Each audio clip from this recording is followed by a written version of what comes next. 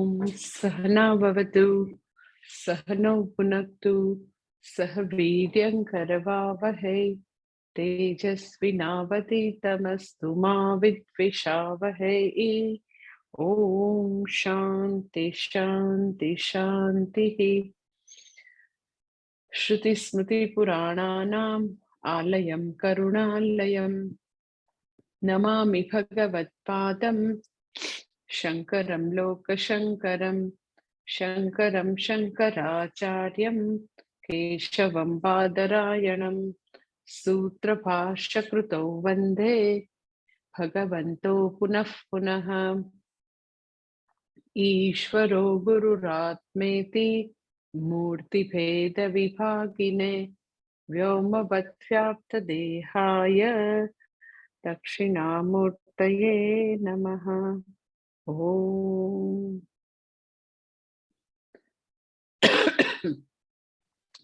सर्ववेदांत सिद्धांत गोचरं तमगोचरं गोविंदं परमानंदं सद्गुरुं प्रणतोऽस्म्यहम्। વિવેક ચુડામણી શ્લોક નંબર 63 અને 64 ચાલતા હતા, બે સાથે આપણે લીધેલા હતા 63 અને 64.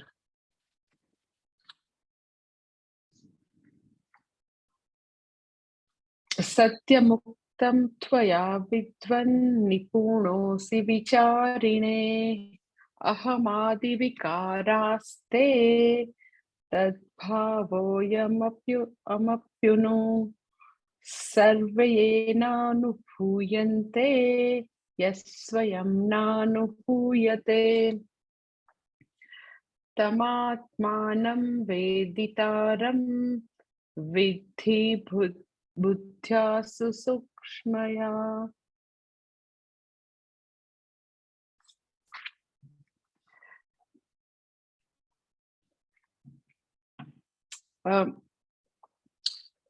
શિષ્ય જે છે એને થોડું એન્કરેજ કરવા માટે ગુરુ કહે છે વિદ્વન ત્વયા યુક્તમ સત્યમ વિચારીને નિપુણઃ અસિતે. જસ્ટ એન્કરેજ કરવા માટે શિષ્યને એવું કહે છે કે બરાબર છે, બહુ બધા લોકોને એવું થાય કે પાંચેક કોષના નિષેધ પછી હવે કઈ દેખાતું નથી, એવું બહુ બધાને થઈ શકે. અને કહે છે એનો જવાબ આપીને હવે કહે છે કે તું આને આત્મા જાણ. એટલે શિષ્ય જ્યારે એવું કહે છે કે મને પંચકોશના નિષેધ પછી કશું નથી દેખાતું, તો એના પ્રત્યુત્તરમાં હવે ગુરુ 63 અને 64 થી શરૂ કરે છે ફરીથી પાછું આત્મતત્વનું નિરૂપણનું હવે પાછું વિદ્યા આપવાનું શરૂ કરે છે. તો સૌથી પહેલા એને એન્કરેજ કરવા કહે છે વિદ્વંત ત્વયા યુક્તમ ઉક્તમ સત્યમ. કે છે કે તું બરાબર વિચારે છે, ઘણા બધાને આવું વિચારી શકે. અને પછી કે છે અહંકારાદિ વિકારઃ અયમ તદ અભાવઃ અપી એન યે અપી અનુયેન અનુભૂયતે. કે છે કે જેના દ્વારા આ બધા અનુભવ થાય છે પણ જે સ્વયં કદી અનુભવનો વિષય નથી એને તું આત્મા જાણ. કેવી રીતે જાણ? તો એ પાછા 64મા શ્લોકમાં કહે છે કે જે સ્વયં અનુભવ ગમ્ય નથી, પરંતુ એને જાણવા માટે જેનાથી બધા અનુભવ થાય છે, જે કદી અનુભવનો વિષય થઈ શકે એમ નથી, એને તું સુસૂક્ષ્મયા બુદ્ધ્યા વિદ્ધિ. તું સુસૂક્ષ્મ બુદ્ધિથી અતિ સૂક્ષ્મ બુદ્ધિથી એને તું જાણ. એટલે આપણે ગયે વખતે જોયું હતું કે અહીંયા આગળ ગુરુજી શિષ્યને કહે છે કે આ આત્મતત્વ છે. શું છે?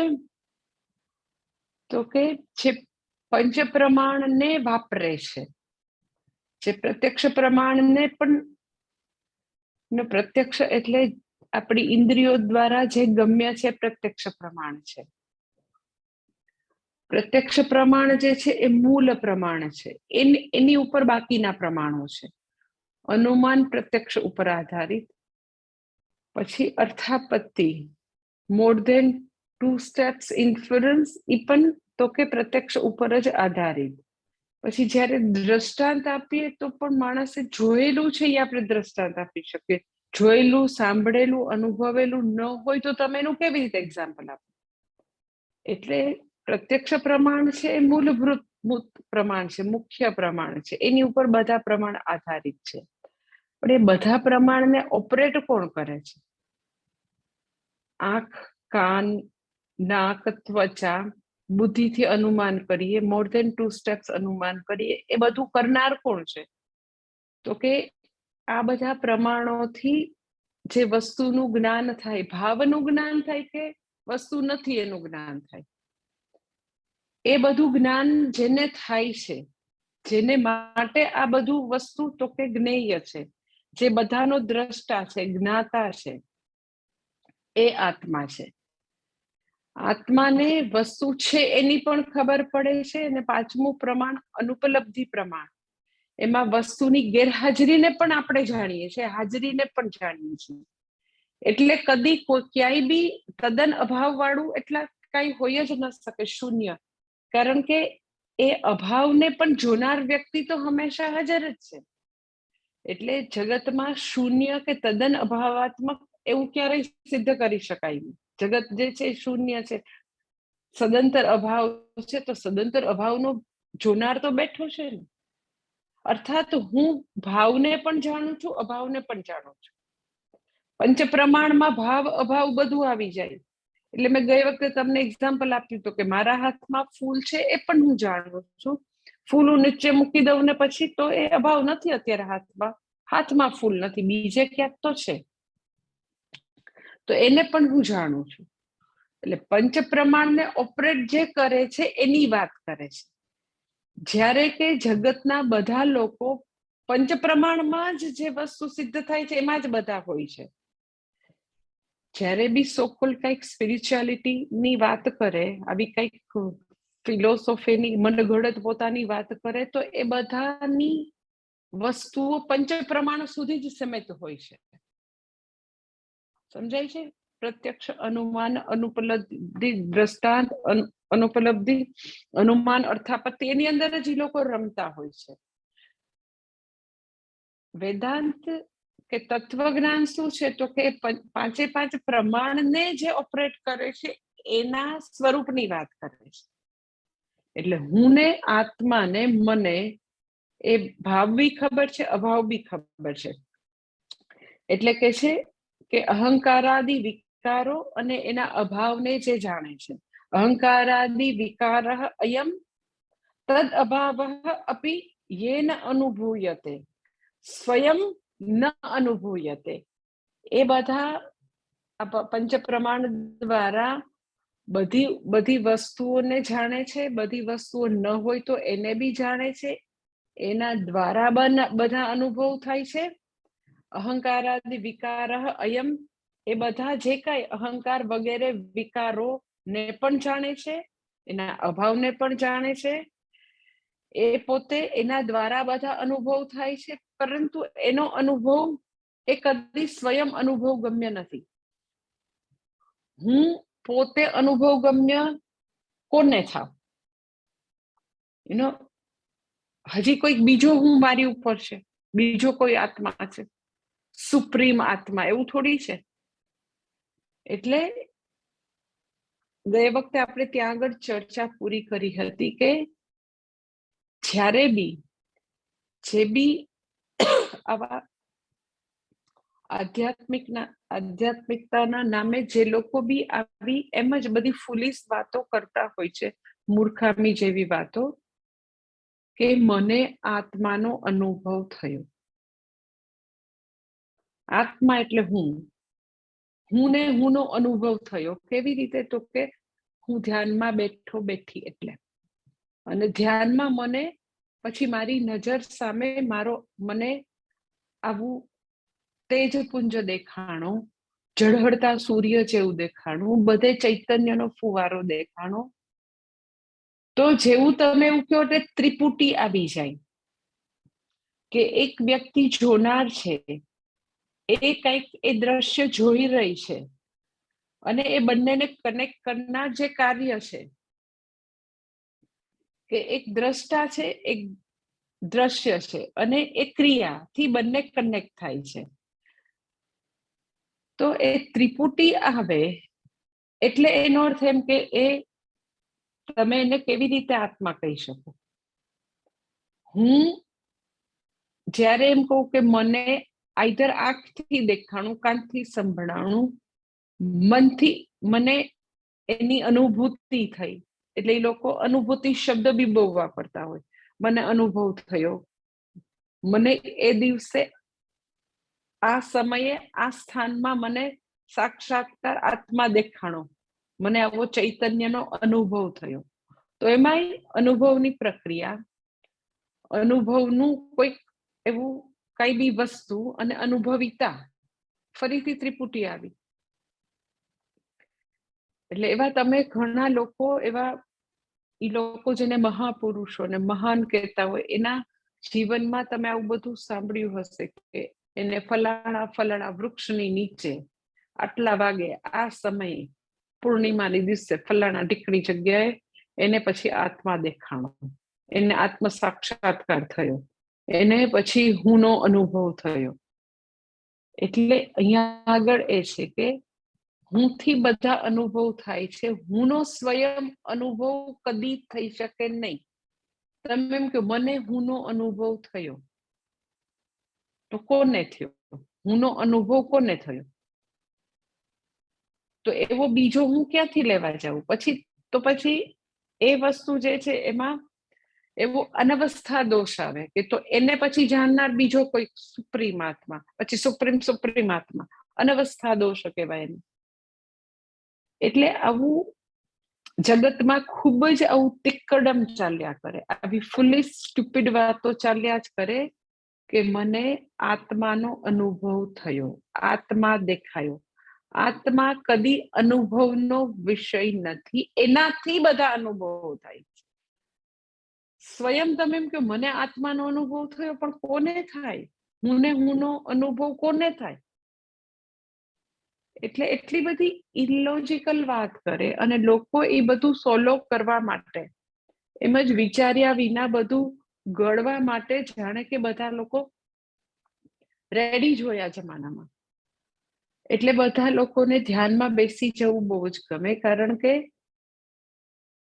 ઇનવેરિયેબલી લોકો એવી રીતે એન્કરેજ કરતા હોય કે વિચારોને ખાલી કરો, નિર્વિચાર અવસ્થા લઈ આવો, બિંદુ ને જોવો, તમારી અંદર અંગુષ્ઠ માત્ર પુરુષ આવો, તમે તેજોમય ચૈતન્ય આત્માને જોવો, તમે જ્યોતિને જોવો, વગેરે વગેરે કેટલું આવે. પછી આ બધા ચક્રોનું ભેદન થશે, પછી આવી સુષુમ્ના નાડી ને બધું જાગૃત થશે, પછી તમારા હવે તમે આ ચક્ર સુધી પહોંચ્યા છો, હજી તમારું અહીંયા આગળ બધું બ્લોકેજ છે, તો તમારી શક્તિ જે છે એટલે ઉપર નથી આવી શકતી. તમે હવે આવી રીતે આજ્ઞા ચક્ર સુધી અનાહત તમે આ સ્વાધિષ્ઠાન ચક્રને તમે ક્રોસ કર્યું છે, હવે તમે અહીંયા સુધી આવ્યા, વગેરે વગેરે એ લોકો બોલ્યા કરતા હોય છે. એટલે એ બધી વસ્તુનો નિષેધ કરવા માટે આટલું જ સિમ્પલ વાક્ય કર્યું છે કે યેન અનુભૂયતે, જેનાથી બધા અનુભવ થાય છે, યસ સ્વયં ન અનુભૂયતે તમ આત્માનમ વિદ્ધિ. એને તું આત્મા જાણ. કેવી રીતે જાણ? સુસૂક્ષ્મયા બુદ્ધ્યા. એટલે એને તું તો કે આવી રીતે સૂક્ષ્મ બુદ્ધિથી તું જાણ. પાછું ખાલી એનો 64મો શ્લોક જે છે એમાં ખાલી સૂક્ષ્મ બુદ્ધિ શબ્દ નથી વાપર્યો. શું કહે છે 64માં? તમાત્માનમ વેદિતારમ વિદ્ધિ બુદ્ધ્યા સુસૂક્ષ્મયા. ખાલી સૂક્ષ્મ નથી કીધું, સુસૂક્ષ્મયા શા માટે કીધું? તો તમે સમજી શકો કે દુનિયામાં આવું જે બધું ચાલતું હોય છે એમાં લોકો ખૂબ જ ટોટલી ડૂબેલા હોય છે, બીકોઝ લેક ઓફ સૂક્ષ્મ બુદ્ધિ. કે મારે આત્માનો અનુભવ કરવાનો છે, તો મને તો એવું હતું કે આત્માનું સીધું સાદું ગુજરાતી હું છું, તો હું કેવી રીતે અનુભવ કરું? હું જો દ્રષ્ટા છું તો હું દ્રશ્ય કેવી રીતે બની શકું? એ કઈ જાણવું આમ એવડું મોટું અઘરું નથી, પણ સ્ટીલ લોકોને એવી સૂક્ષ્મ બુદ્ધિ નથી, માટે જ એવી બધી જે ધ્યાનની પ્રક્રિયાઓમાં લોકો ફસાયેલા હોય છે. એટલે અહીંયા આદિશંકર ખાલી સૂક્ષ્મ શબ્દ નહીં વાપરતા, આગળ શું ઉપસર્ગ લગાડે છે. જ્યારે બી ઉપસર્ગ લાગેલો હોય તો એના પછીનો જે શબ્દ હોય ઉપસર્ગ પછીનો, એમાં અર્થમાં વધારો કરવા માટે ઉપસર્ગ વપરાય. સૂક્ષ્મ બુદ્ધિ તો ખબર છે આપણને, તો બી હું તમને સમજાવું કે સૂક્ષ્મ બુદ્ધિ એટલે શું. પણ સુસૂક્ષ્મ એટલે શું? તો કે અતિ સૂક્ષ્મ બુદ્ધિ. ઉપસર્ગ જે છે એ મોટે ભાગે તો કે શબ્દના અર્થમાં ભાર મૂકવા, વધારો કરવા ઉપસર્ગ વપરાતો હોય. તો શા માટે સુસૂક્ષ્મ બુદ્ધિ કે છે? તો કે નેચરલી અત્યારે તો આપણે જોઈએ છીએ કે લોકો આસપાસ ધ્યાનના નામે મને આત્મા દેખાઈ જાય, મને ચૈતન્યની અનુભૂતિ થાય, આત્માની અનુભૂતિ થાય, એવું બધું લોકોને બહુ જ ગમે અને લોકો એમાં ફસાયેલા હોય છે. લેક ઓફ સૂક્ષ્મ બુદ્ધિ. એટલે તમે જો કે મેં તમને વાત કરી કે પૂજ્ય સ્વામીજી અમને જ્યારે કોર્સમાં કોઈમ્બતુર હતી તો અમને એવું હોમવર્ક આપેલું હતું કે કયા શબ્દો હું ક્યારેય વાપરતો નથી. જ્યારે કે બધા શબ્દો અધ્યાત્મના જગતમાં બધા ભરપૂર રીતે વાપરતા હોય, એમાંનો એક શબ્દ છે અનુભૂતિ. મને અનુભૂતિ થઈ ગઈ, પછી તો હું આ સ્ટેજમાં પહોંચી ગયો. તમે પૂજ્ય સ્વામી દયાનંદજી પાસે આવા શબ્દો ક્યારેય ન વાપરો, કારણ કે સર્વ જે કાંઈ અનુભૂતિ થાય છે બધી આત્માની જ છે. આત્માની સન્નિધિ વિના કોઈ અનુભવો શક્ય નથી. આત્માનો સ્પેશિયલ અનુભવ કરવાની ક્યાં જરૂર છે? બધા અનુભવો એના થકી તો છે. એ જ બધી વસ્તુને પ્રકાશિત કરે છે. એની હાજરી છે. હું છું તો બધી વસ્તુઓનું મને જ્ઞાન છે. જેનાથી બધા જ્ઞાન થાય એ કેવી રીતે હું માટે જ્ઞાનનો વિષય બને? હું હંમેશા જ્ઞાતા છું તો જ્ઞાતા કેવી રીતે જ્ઞેય બની શકે? હું હંમેશા દ્રષ્ટા છું તો દ્રષ્ટા કેવી રીતે દ્રશ્ય બની શકે? એવડી મોટી અઘરી વસ્તુ નથી, છતાં લોકોને નહીં સમજાતી, એટલે અહીંયા સુસૂક્ષ્મ શબ્દ વાપરે છે. બેઝિકલી નો શાસ્ત્રમાં તમને ખબર છે કે બહુ વાર સૂક્ષ્મ બુદ્ધિ, જેટલી વાર શુદ્ધ બુદ્ધિ, અંતઃકરણ શુદ્ધિ શબ્દ આવશે, અંતઃકરણ શુદ્ધિની આવશ્યકતાની વસ્તુઓ શાસ્ત્રમાં જેમ વારંવાર આવે, એમ જ્યારે તમે થોડું એડવાન્સ સ્ટડી કરો ને, ઇનિશિયલ સ્ટડીમાં હંમેશા અંતઃકરણ શુદ્ધિની વાત આવશે. જોજો પછી જેવું સ્ટડી એડવાન્સ થતો જાય, લાઈક સૂક્ષ્મ બુદ્ધિ જે છે, સૂક્ષ્મ યા અગ્રયા બુદ્ધિ, એ બધા કઠોપનિષદના મંત્રના શબ્દો છે. તો જેમ જેમ તમે ઉપનિષદના સ્ટડીમાં આગળ જતા જાઓ તો સૂક્ષ્મ બુદ્ધિની વાત આવશે વારંવાર, કારણ કે એને ખબર છે કે અત્યારે જે સાધક આવેલો છે બાઇન્ડ લાર્જ અંતઃકરણ શુદ્ધિ હશે તો જ એ ઉપનિષદ સુધી પહોંચેલ હશે. તો બહુ વાર સૂક્ષ્મ બુદ્ધિ શબ્દ ઉપનિષદમાં આવશે એડવાન્સ સ્ટડીમાં. શા માટે? અને આમ એઝ સચ એનો અંતઃકરણ શુદ્ધિ જે છે ને એ શબ્દને ડિફાઇન કરવો એઝ સચ આપણને સહેલો લાગે. કેવી રીતે? તો કે આપણે આપણા અંતઃકરણના દોષ જે છે એ એમ આમ ખબર હોય, વર્ણન કરે તો કે ષડરિપુ છે, કામ ક્રોધ લોભ મદ મોહ માત્સર્ય રાગ દ્વેષ છે, ગુસ્સો છે, એ બધું આમ અંતઃકરણ શુદ્ધિની વાત આવે તો આપણને આમ ઘણી બધું થોડું આમ સમજાવવું સહેલું પડી જાય. સૂક્ષ્મ બુદ્ધિ આવે તો સૂક્ષ્મ બુદ્ધિ, એમ પછી એને અનફોલ્ડ કરીને એવું જોવાની પાછી સૂક્ષ્મ બુદ્ધિ હોતી નથી. જનરલી મેં જોયું છે એનું અંતઃકરણ શુદ્ધિ માટે ઇલાબરેટ શ્લોક બી ઘણા બધા હશે. તો એનો સૂક્ષ્મ બુદ્ધિ જે છે ને એમાં આમ તમે જો તો એમાં અમુક ગ્રેજ્યુઅલ એમાં બી ગ્રોથ છે સૂક્ષ્મતા પ્રાપ્ત કરવામાં, આવો ક્રમિક વિકાસ છે કે વ્યક્તિ જે છે એ ખરેખર વૈદાંતિક સ્ટડી માટે સમર્પિત હોય અને એને સૂક્ષ્મ બુદ્ધિ કેળવવી હોય તો આવી રીતે જોઈ શકે, સૂક્ષ્મ બુદ્ધિના પ્રાપ્તિના આવા ક્રમિક પગથિયા જોઈ શકે.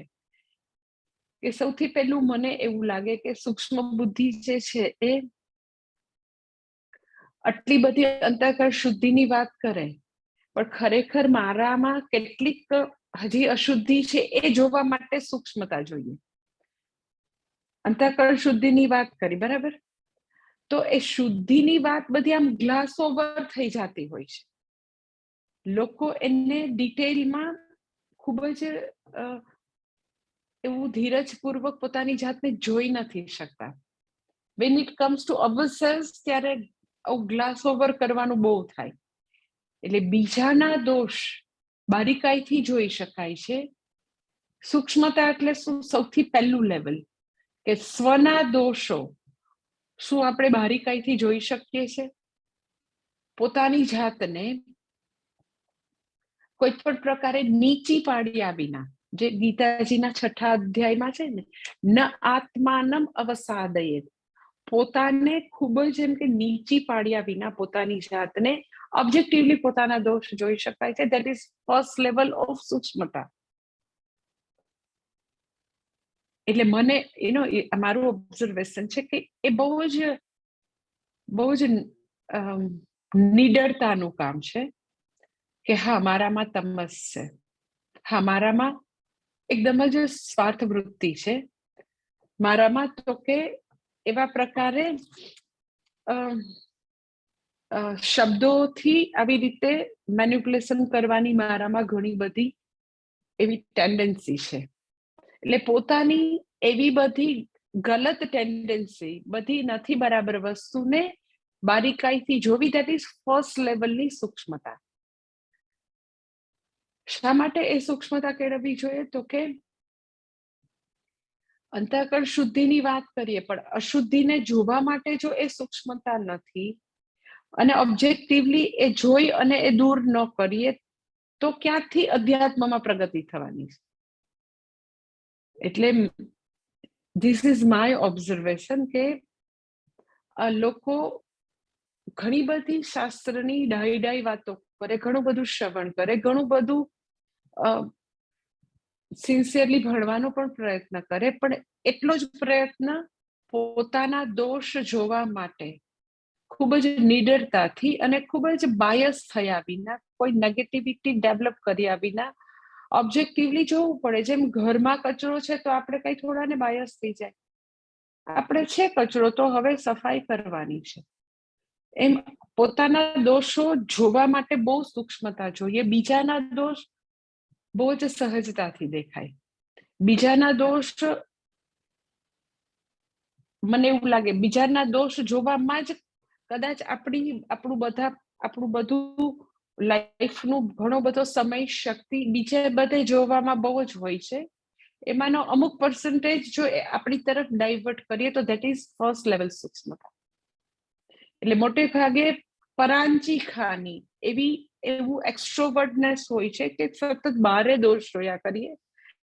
તો સૂક્ષ્મતા એ છે કે આપણને આપણા દોષ દેખાય અને ખાસ કરીને કમ્ફર્ટ ઝોનમાં રહેવું, પછી મીન્સ પોતાને કઈ તકલીફ ન પડવી, સ્વાર્થપરાયણતા, આર્મચેર ફિલોસોફી, ઘેર બેઠા ખાલી વેદાંતની વાતો કરવી, ભક્તિ કરવી. એકચ્યુઅલી જ્યારે કરવાનું આવે પોતાના રાષ્ટ્ર માટે, ધર્મ માટે, ત્યારે આખું વલણ જુદું હોય. સો ડ્યુઅલ પર્સનાલિટી, એટલે કહેવાનું કંઈક છે, એકચ્યુઅલી કરવાનું જુદું છે. તો મને એવું લાગે કે ધીસ ઇઝ ફર્સ્ટ લેવલ સૂક્ષ્મતા. સેકન્ડ લેવલ સૂક્ષ્મતા કે જ્યારે પોતાના દોષ જોવાની ઓબ્જેક્ટિવલી બાયસ થયા વિના પોતાના દોષ જોવાની ક્ષમતા આવે. પછી સેકન્ડ લેવલની સૂક્ષ્મતા આવે કે શાસ્ત્ર જે છે એની વસ્તુ આપણે ખૂબ જોઈ શકીએ. શાસ્ત્રને ફર્સ્ટ લેવલની સૂક્ષ્મતામાં મારે એક વસ્તુ એડ કરવી છે કે અહીંયા હું તમને કહું કે અહીંયા આવ્યા હતા છોકરા કેમ્પ માટે મધ્યપ્રદેશથી. ખૂબ જ જિજ્ઞાસા, એકદમ જ જિજ્ઞાસા કે એ લોકો લાઈક ભોપાલ એક્સપ્રેસમાં 2 વાગે ઉતર્યા હોય તો એમ કે 4, 4:30 હાજર થઈ જાય ને બસ અમને ભણાવો. અને મહાશિવરાત્રીના આગલા દિવસે અમે એવું રાખ્યું હતું કે એ લોકો સોમનાથ જાય અને પછીથી આવીને મહાશિવરાત્રીનો આવડું મોટું આપણો ઉત્સવ હોય તો ઘણી બધી સેવા હોય એટલે પછીથી એ દિવસે અનધ્યયન હતું તો બી કે ના અમને લોકોને ભણાવો. એટલે આપણને આનંદ થાય કે 20 થી 22 વર્ષના છોકરાને અતિશય વેદાંત ભણવાની જિજ્ઞાસા, that is very big thing. પણ પછીથી વિધિન નો ટાઈમ એમ કે મને એમ થોડી 2-4 દિવસમાં આઈડિયા આવી ગયો હતો કે જેટલી ભણવાની જિજ્ઞાસા છે, હું તો પછી જેને બી હોય તો મને એવું જરાય નથી, જે મને મનમાં છે હું હંમેશા સારી રીતે કહેતી જ રહું, છુપાવવું ક્યારેય નહીં. એટલે મેં કીધું જેટલી ભણવાની જિજ્ઞાસા છે, જેટલું ધર્મ અને રાષ્ટ્ર માટે પ્રેમ છે, એમાંનો 10% પણ એ લોકોને મેં કીધું કે કર્મોમાં ટ્રાન્સલેટ નથી થતો. એટલે વાતો બહુ મહાન છે પણ કર્મો બહુ નાના છે. એટલે મેં બધાને કીધું કે मुझे तो ये बहुत अजीब लगता है कि आप बहुत अच्छी बात करते हैं, आप लोग बहुत अच्छी तरह पढ़ते हैं, पर when it comes to actually करने की बात आती है अपने राष्ट्र, अपने धर्म में, अपने गुरु के लिए, तब आपका तो एटीट्यूड थोड़ा मुझे डिफरेंट दिखता है. તો દેટ ઇઝ વોટ અહીંયા સૂક્ષ્મતા છે. એટલે મેં એ લોકોને ઓછામાં ઓછું એ લોકોના 8-7-8 દિવસમાં લગભગ મેં 15 વાર જુદી જુદી રીતે કીધું હશે કે યસ, ગુરુની વાત કરવી, ગુરુ માટેના પ્રેમની. એટલે એનું કન્ક્લુઝન હતું તો એ લોકો ગુરુ પૂજા કરે તો આમાં અમે એન્ટર થાય તો આખા રસ્તે એ લોકો ગુલાબ પાથરતા મને ને સ્વામીજીને લઈ જાય. બહુ જ ઇલાબરેટ સરસ ગુરુ પૂજા કરે, આરતી કરે, આમ તમે આમ તમને એવું થાય કે ના, અને એ બધું એકદમ દિલથી છે, એનો કોઈ વાંધો જ નથી. પણ વેન ઇટ કમ્સ ટુ કે ચલો મહાશિવરાત્રી છે એટલે આપણે અહીંયા આગળ હજારો લોકો દર્શન કરવા આવશે, ધીસ ઇઝ વોટ જે ખરેખર જે તમે કહો છો એ જ છે કે આપણે આપણા ધર્મનો પ્રચાર કરવાનો છે. આપણે આપણા ધર્મ માટે આવા અજાણ્યા લોકોને ખૂબ જ આસ્થા બેસે એટલા માટે મંદિર છે ને કરવાનો સમય આવી ગયો છે. લાઈક કે યુદ્ધ થાય તો માતૃભૂમિ માટે કામ કરવાનો સમય આવે ત્યારે સૈનિક એમ કહી દે કે ના હવે તો મને પિક્ચર જોવા દો. અરે એના માટે તો તમને સૈનિક બનાવ્યા હતા કે જે દિવસે, તો એ ત્યારે એ લોકોનું ખૂબ જ બુદ્ધિશાળી છોકરા પણ ટોટલી જુદું હતું, ડિફરન્ટ, કે મારે ખૂબ જ સ્ટ્રિક્ટ થઈને કહેવું પડે કે no, you have to contribute such time for this, એમાં તો હું કઈ કોમ્પ્રોમાઇઝ કરીશ નહીં. એટલે એ થોડું જુદું હતું. That is what I M telling to you કે એ એક્ઝેક્ટલી આપણને ખબર પડે કે આપણી સ્વાર્થ વૃત્તિ છે, આપણું તમસ છે, આપણા કમ્ફર્ટ ઝોનમાં રહેવું છે. એટલે એ બાળકો જેટલી નિષ્ઠાથી ધર્મ અને રાષ્ટ્રની વાત કરતા હતા, વ્યવહાર કેવો હતો તો કે અમે બધા યંગસ્ટર્સ ગપ્પા મારીએ, અમે જલસા કરીએ, અમે પિકનિક મનાવીએ, એ હતું. જે મેં એટલું બધું નહીં કરવા દીધું કારણ કે મારે જેટલી ટાઈમની જરૂર હતી, નાના બચ્ચાઓ હતા, કહીએ એટલે બિચારા કરવા માંડે. પણ એવી જ વસ્તુ તો કે દરેકની અંદર, દરેક સાધકમાં ક્યાંક ને ક્યાંક હિડન વસ્તુ હોય. એટલે ગુરુ સેવાની વાત કરવી, ધર્મની વાત કરવી, રાષ્ટ્રની વાત કરવી એક વસ્તુ, એકચ્યુઅલી કરવાનું આવે ત્યારે જુદું હોય. તો આ તો હું તમને એક્ઝામ્પલ આપું છું, મને મધ્યપ્રદેશના છોકરા એટલે યાદ આવ્યું. પણ એવી ઘણી બધા દોષ આપણામાં હોય કે જેમાં પરોપદેશે પાંડિત્ય હોય, જ્યારે આપણી પોતાની માટે વાત આવે ત્યારે તદ્દન જુદી હોય. એ જો આપણે જોઈ શકીએ બારીકાઈથી તો માનો કે સૂક્ષ્મતા છે. કારણ કે જોઈ શકીએ તો દૂર કરવાનો કંઈક પ્રયત્ન આવે, જોઈ જ ન શકાય તો દૂર ક્યાંથી થાય?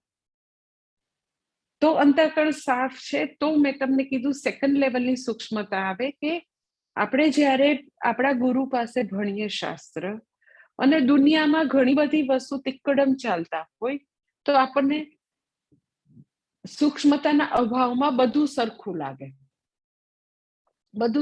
લાગે.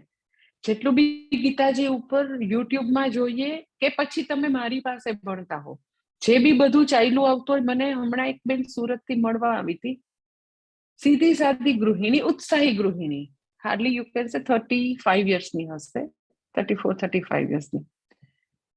એને એક 6 મંથ્સની દીકરી અને એક કંઈક 5 યર્સનો દીકરો.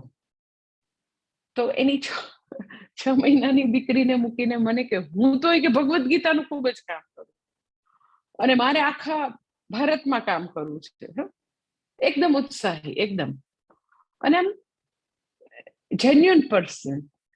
એટલે એને મને ઘણું બધું આમ કીધું. એટલે મારી પાસે હેલ્પ માટે આવી હતી કે આપણે ભગવદ્ ગીતા ઘર ઘર પહોંચાડવા શું કરવું પડે.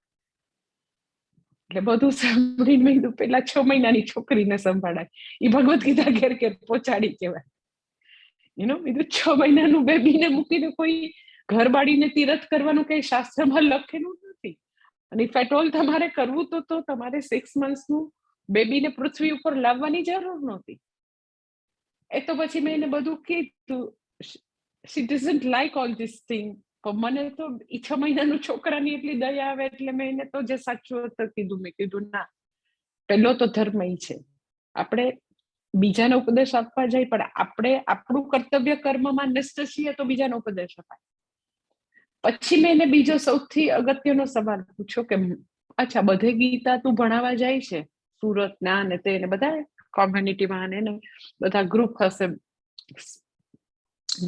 વિમેન એમ્પાવરમેન્ટ ના ફલાણા ઢીકણા, તું ક્યાં ગીતા ભણી?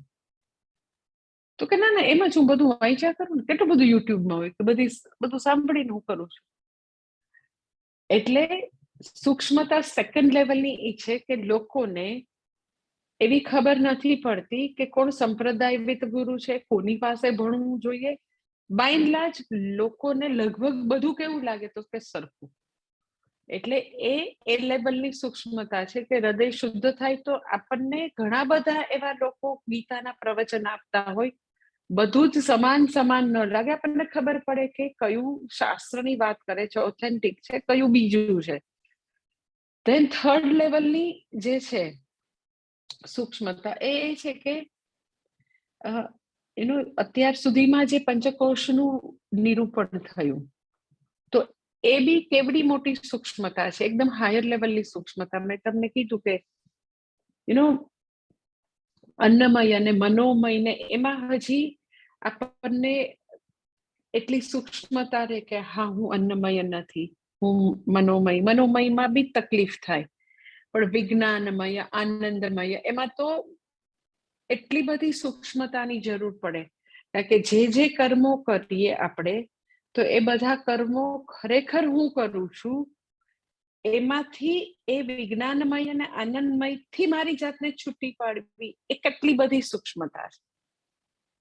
એટલે એ અલ્ટિમેટ સૂક્ષ્મતા જે પંચકોશ વિવેકમાં જે સૂક્ષ્મતાની વાત કરી, in other word you can say સત્ય મિથ્યા વિવેકની વાત કરી પંચકોશ વિવેકમાં, તો એ બધી વસ્તુઓ આપણે સારી રીતે ગ્રહણ કરી શકીએ એવો અતિ સૂક્ષ્મ વિવેક કરી શકીએ, ફર્સ્ટ થિંગ. અને એ સૂક્ષ્મ વિવેક આપણો ટકી રહે વ્યવહારમાં.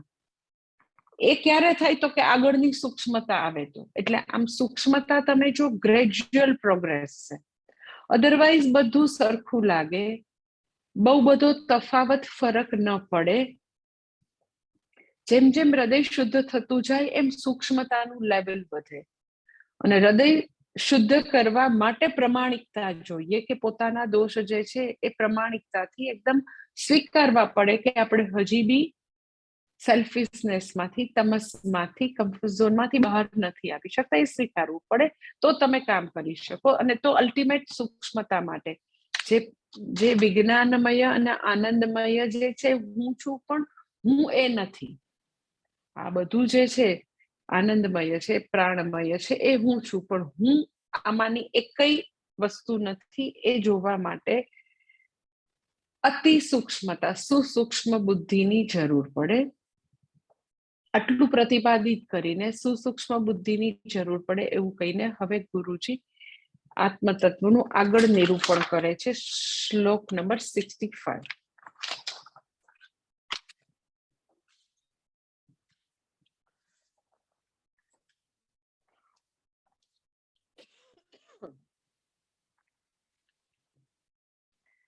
જાગ્રત સ્વપ્ન સુષુપ્તિષુ સ્ફુટતરમ યોऽસૌ સમુજૃંભતે પ્રત્યગ્રૂપતયા સદા અહમહમ ઇત્યંતમ સ્ફુરન્નેકથા નાનાવિકારભાગિન ઇમાન પશ્યन् અહમ અહમ દિમુખાન નિત્યાનંદચિદાત્મના સ્ફુરતિતમ વિદ્ધિ સ્વમેતમ હૃદિ. કે છે 65મા શ્લોકમાં ઘણું બધું આત્મતત્વનું અહીંયા આગળ નિરૂપણ કરે છે કે છે જાગ્રત સ્વપ્ન સુષુપ્તિ સુસદા એકધા અહમ અહમ ઇતિ સ્ફુરન યહ અસો પ્રત્યગ્રૂપતયા સ્ફુટતરમ સમૃંજંબતે. કે છે દરેક આટલી બધી લાઈન જે છે એમાં દરેકમાં તો કે આત્મતત્વનું ખૂબ સુંદર વર્ણન કરે છે કે આ આત્મતત્વ છે, આને તું આત્મા રૂપે વિદ્ધિ એટલે જાણ. આને શેને? તો કે જાગ્રત સ્વપ્ન સુષુપ્તિ સુસદા, કે જે જાગ્રત સ્વપ્ન અને સુષુપ્તિમાં ત્રણેય અવસ્થામાં જે અતિ સ્પષ્ટ રૂપે પ્રકાશે છે. જાગ્રત સ્વપ્ન સુષુપ્તિ સુસદા એકધા અહમ અહમ ઇતિ સ્ફુરન. એટલે આને તું આત્મતત્વ રૂપે જાણ. સૌથી પહેલું તો કે જાગ્રત સ્વપ્ન સુષુપ્તિ ત્રણેય અવસ્થામાં જે અતિ સ્પષ્ટ રૂપે પ્રકાશે છે એ એક.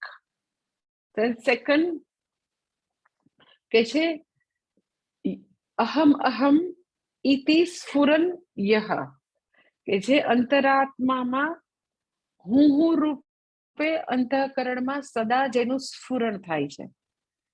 અંતરાત્મા રૂપે સદા અહમ અહમ રૂપે હું રૂપે જેનું સ્ફુરણ થાય છે. પછી આગળ કે છે અહમ દિમુખાન ઈમાન નાના આકાર વિકાર ભાગીનઃ, જે પ્રત્યક રૂપે અર્થાત એકદમ જ ઇનરમોસ્ટ રૂપે, પ્રત્યક એટલે એકદમ જે સન્નિવિષ્ટ છે, જે એકદમ નજદીક છે, પ્રત્યક રૂપે જે સ્વતંત્ર રીતે સ્પષ્ટ રૂપે પ્રકાશે છે. અને અહંકારાદિ કે છે નાના આકાર વિકાર ભાગીનઃ, કે અહંકાર વગેરે વિવિધ વિકારોને જે જોનાર છે સાક્ષી રૂપે. અને છેલ્લે કે છે નિત્યાનંદ ચિદાત્મના સ્ફુરતિ, કે જે નિત્ય આનંદ રૂપે ચિદાનંદ રૂપે જે હંમેશા ચૈતન્ય રૂપે હૃદયમાં જે સ્ફુરે છે એને જ પોતાની બુદ્ધિમાં હું રૂપે જાણ, આત્મા રૂપે જાણ. આખું ભાષાંતર આવી રીતે થશે કે જે જાગ્રત સ્વપ્ન સુષુપ્તિ ત્રણેય અવસ્થામાં અતિ સ્પષ્ટ રૂપે પ્રકાશે છે. પછી જે અંતરાત્મામાં હું રૂપે અહમ અહમ રૂપે સદા સ્ફુરણ થાય છે.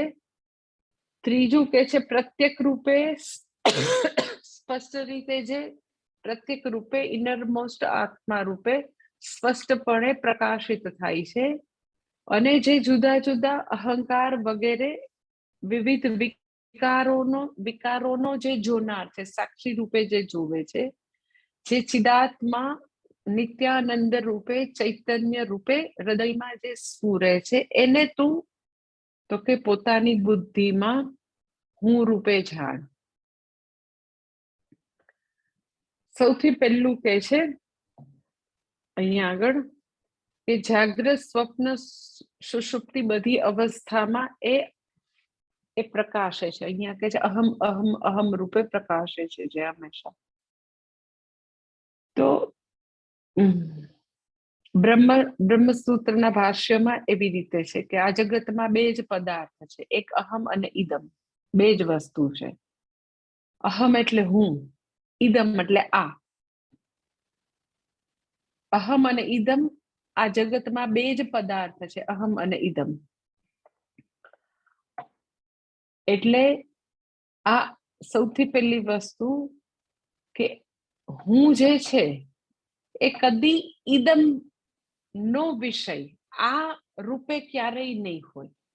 એ હંમેશા શું હશે તો કે અહમ અહમ અહમ અહમ રૂપે. એટલે બે વાર અહમ અહમ જે છે એને સંસ્કૃતમાં વિપ્સા કહેવાય. રિપીટેશન ને વિપ્સા કહેવાય.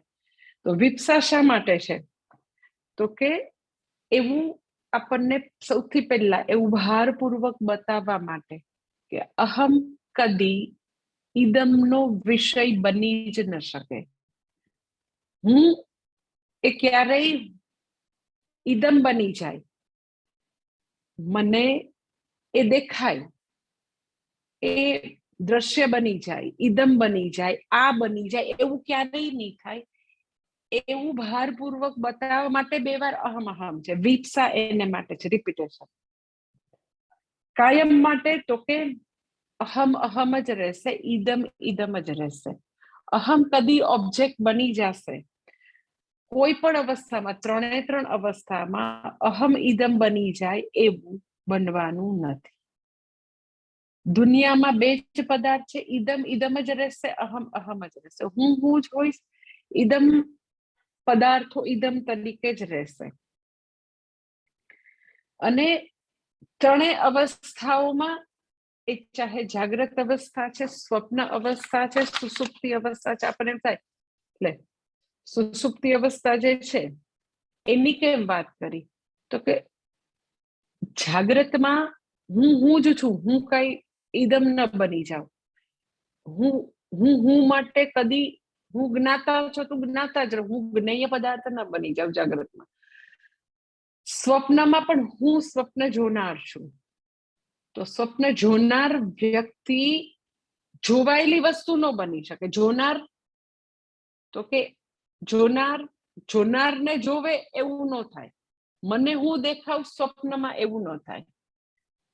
ન તો જાગ્રતમાં હું દેખાય, ન તો સ્વપ્નમાં હું દેખાય. હું અહમ છું તો અહમ અહમ જ રહેશે, અહમ ઈદમ નહીં બની જાય. અહમ કદી ધીસ કે ધેટ કે ધોઝ એવું કઈ બની નથી જવાનું. સેમ થિંગ ઇઝ ઇન સુષુપ્તિ. આપણે એમ થાય સુષુપ્તિમાં મને ક્યાં કઈ ખબર છે, ઓકે નથી ખબર, ધેટ ઇઝ અનધર થિંગ. પણ સુષુપ્તિમાં પણ હું અહમ અહમ જ રહેશે, અહમ ઈદમ નહીં બની જાય. એટલે ત્રણેય અવસ્થામાં, જાગ્રત, સ્વપ્ન, સુષુપ્તિ, ત્રણેયમાં હું જે છે આત્મા એ સ્પષ્ટ રૂપે પ્રકાશે છે. એમાં કોઈ પણ રીતે એનું પોતાનું જે સ્ફુરણ છે અહમ અહમ રૂપે, એમાં કોઈ બાધા નથી, એમાં કોઈ પણ પ્રકારના ઓબ્સ્ટેકલ નથી કે અહમ છે ઈદમ બની જાય. હા, આપણને એવું થાય કે સ્પષ્ટ રૂપે પ્રકાશે છે તો પણ મને બહુ મારી જાત નથી, મને એવું લાગે કે આવું બધું ખૂબ જ ગુસ્સો છે, ખૂબ દ્વેષ છે, તો ત્યારે અહમ, તો એ બધી અશુદ્ધિ જે છે એ હુંની અહમની નથી, અંતઃકરણની અશુદ્ધિ છે. સ્પષ્ટ રૂપે સ્ફુરણ થવા માટે એને કોઈ ઓબ્સ્ટેકલ નથી. ઓબ્સ્ટેકલ બધા અંતઃકરણના છે. અશુદ્ધિ અંતઃકરણના લેવલે છે. આત્માના લેવલે કોઈ પણ પ્રકારની એમાં કોઈ અશુદ્ધિ નથી. બીજી વસ્તુ, જે બધા વિકાર છે એ બધા વિકાર આગળ કે છે ને કે એનો અહમદી મુખાન ઈમાન નાના વિકાર, ઘણા બધા વિકાર છે, ઘણા બધા ચેન્જ છે, બધા જુદા જુદા પ્રકારના ચેન્જ, ફેરફારો આવ્યા કરે છે. શેમાં એ બધા ફેરફારો છે?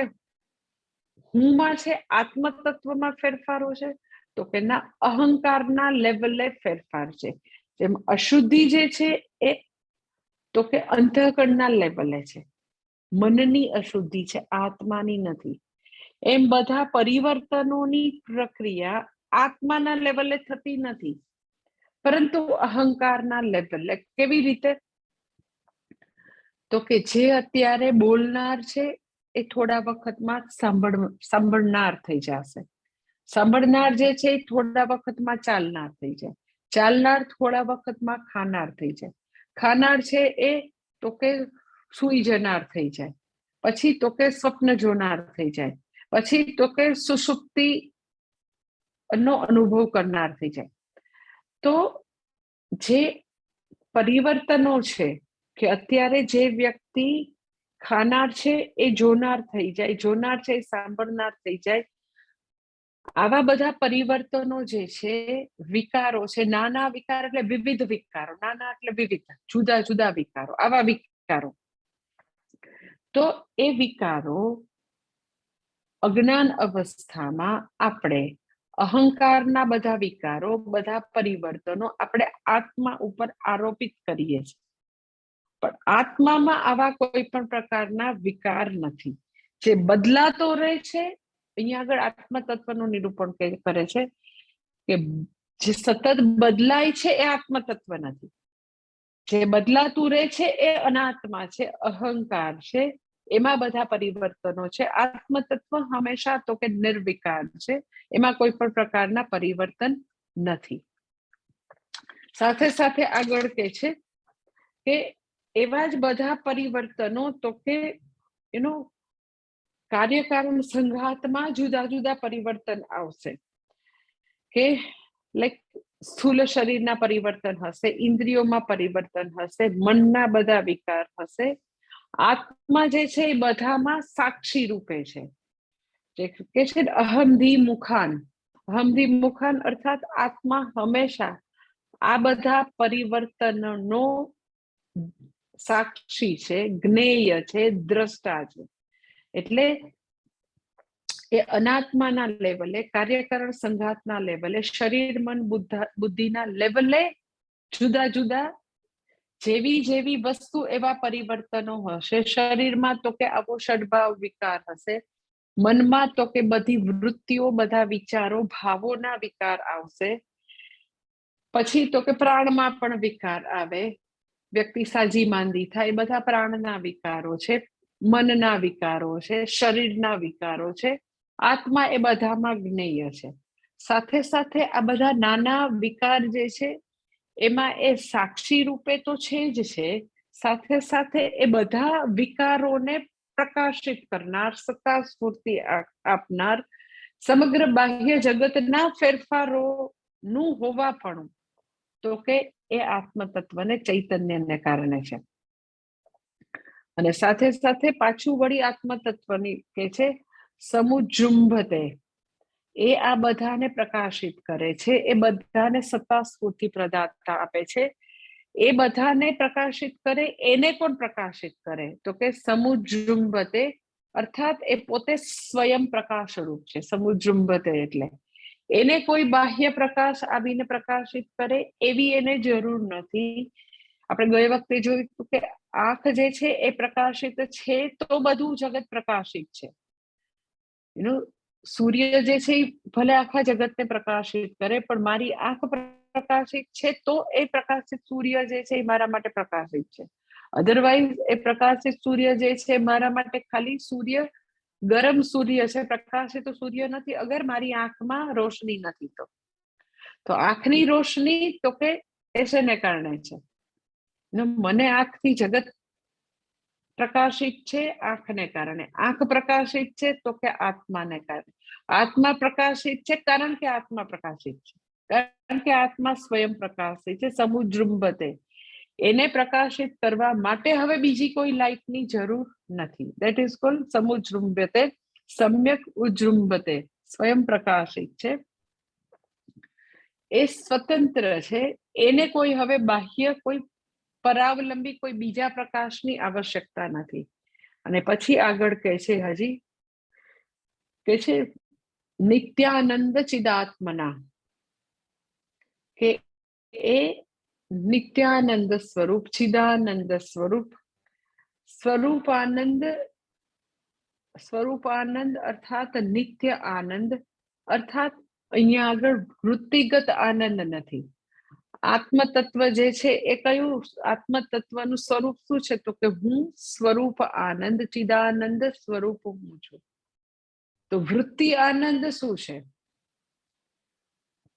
ઇન્દ્રિય અને વિષયના સંપર્કથી મનમાં જે વૃત્તિ ઉત્પન્ન થાય, દેટ ઇઝ વૃત્ત્યાત્મક આનંદ, જે બાહ્ય જગત ઉપર અવલંબિત છે. તો વૃત્તિ આનંદ શું છે? તો આપણે ગયે વખતે જોયું હતું કે જે આવો વોન્ટિંગ પર્સન છે એ ટાઈમ બિંગ ટેમ્પરરી એ નથી, એ થોડો સબસાઇડ થાય ત્યારે જે સ્વરૂપ આનંદ છે એ વ્યક્તિ અનુભવી શકે.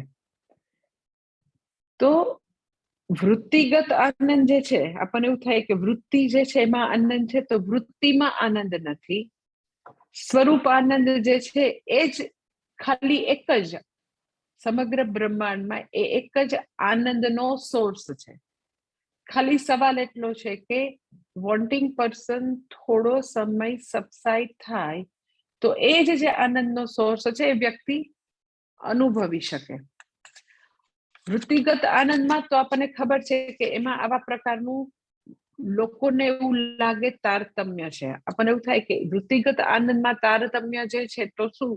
જો ખરેખર સ્વરૂપ આનંદ, મારું હું પોતે સ્વરૂપ જે આનંદ જે છે, હું આનંદ સ્વરૂપ છું, મારું પોતાનું ખરેખર બંધારણ મુખ્ય મારું સ્વરૂપ આનંદ છે, એ જ એક આનંદનો સોર્સ હોય તો જ્યારે વૃત્ત્યાત્મક આનંદ છે એમાં જે તારતમ્ય મને દેખાય એ શેને કારણે છે?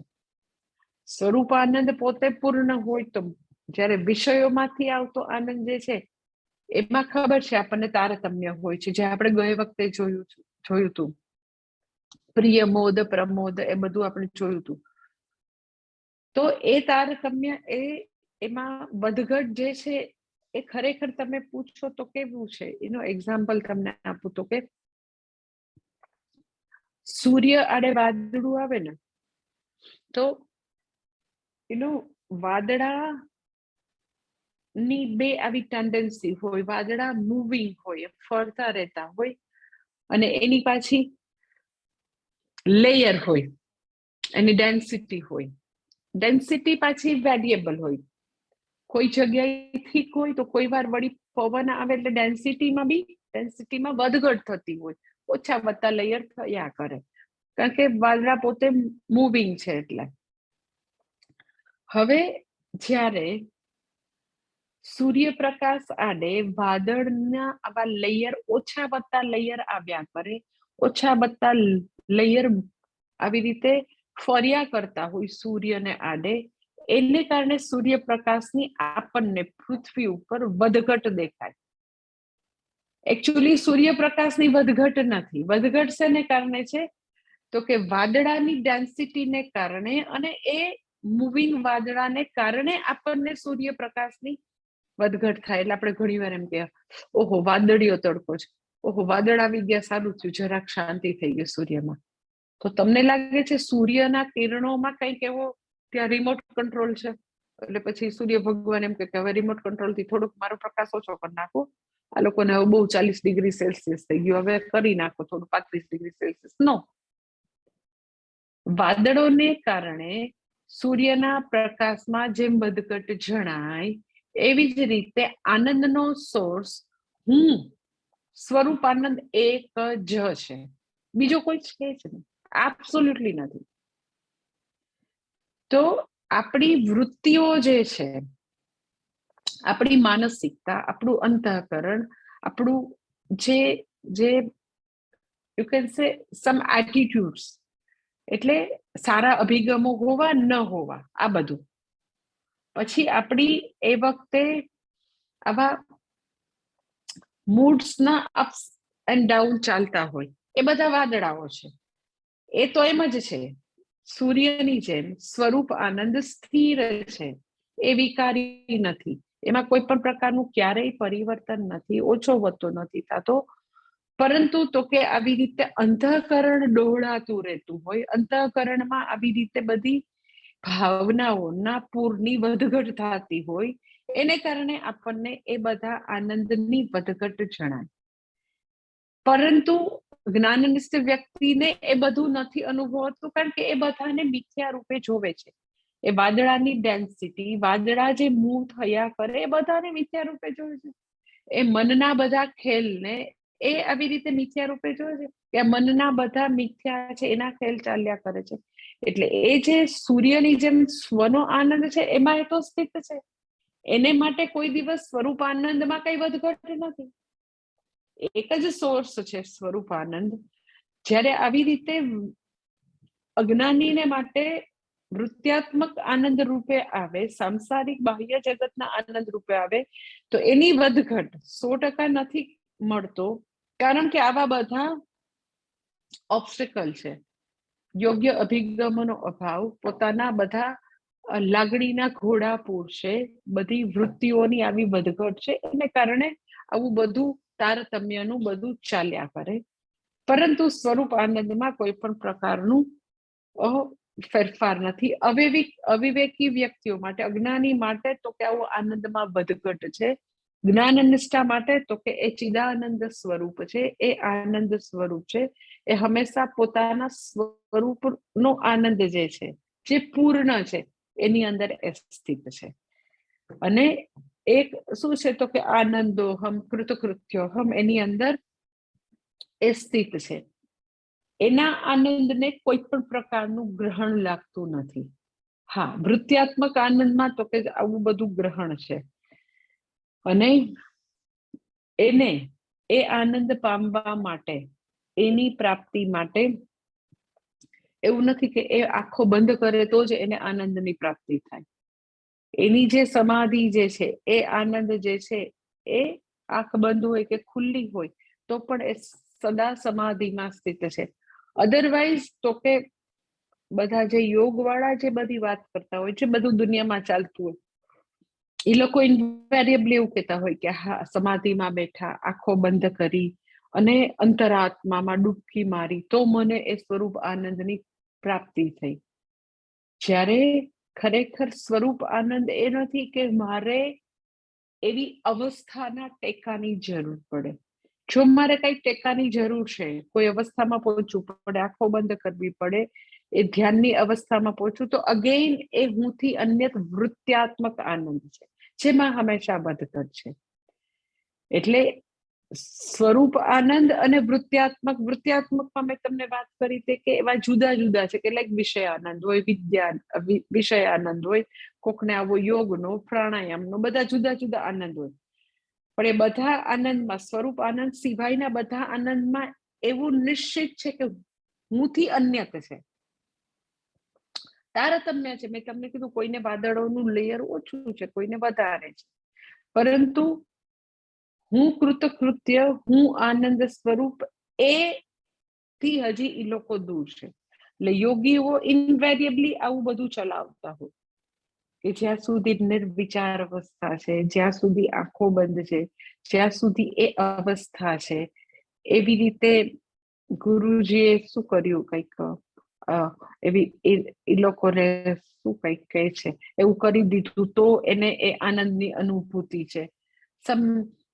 ચક્રનું આવું કરી દીધું ને શક્તિપાત કરી દીધો તો એમ કે આનંદ છે, વગેરે વગેરે. આવું બધું તમે આવા શબ્દો સાંભળ્યા હશે. તો એ બધું બંધ આંખે અને આવી રીતે આમાં આવી સિચ્યુએશન છે તો છે. જ્યારે વેદાંતની સમાધિ ખુલ્લી આંખની સમાધિ છે. એને કોઈ પણ પ્રકારની પરિસ્થિતિઓ, વ્યક્તિઓ, કોઈની સામે કોઈ વિરોધ છે જ નહીં.